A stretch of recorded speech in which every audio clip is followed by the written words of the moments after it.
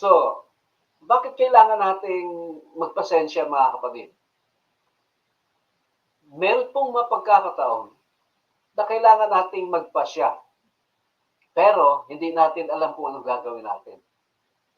So kung bibigyan tayo ng Panginoon, i-check niya yung ating espiritu, yung ating pong buhay, ang ating mga karakter, mga kapatid, kailangan nating maghantay.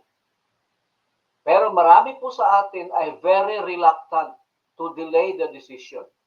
Marami po sa atin ay gustong-gusto na, kailangan ngayon na agad. Palibhasa, tayo po'y nabubuhay sa panahon natin yun na puro instant, puro impromptu. Mga kapatid, hindi na ho tayo natutong maghintay. No? Kaya nga po, when it comes to decision making, mga kapatid, most of the time we do not wait upon the Lord. No? Lagi tayong gumagawa ng decision without consulting God. No? Lagi tayong gumagawa ng mga kapasiyahan na hindi kaayon sa kalooban ng Panginoon. Mga kapatid, we must remember that the Lord is omniscient and knows everything about us and our circumstances. If He wants us to wait, kung gusto ng Panginoon na mag-antay ka, mga kapatid, sapagkat ibig sabihin yan, He knows what's best for you.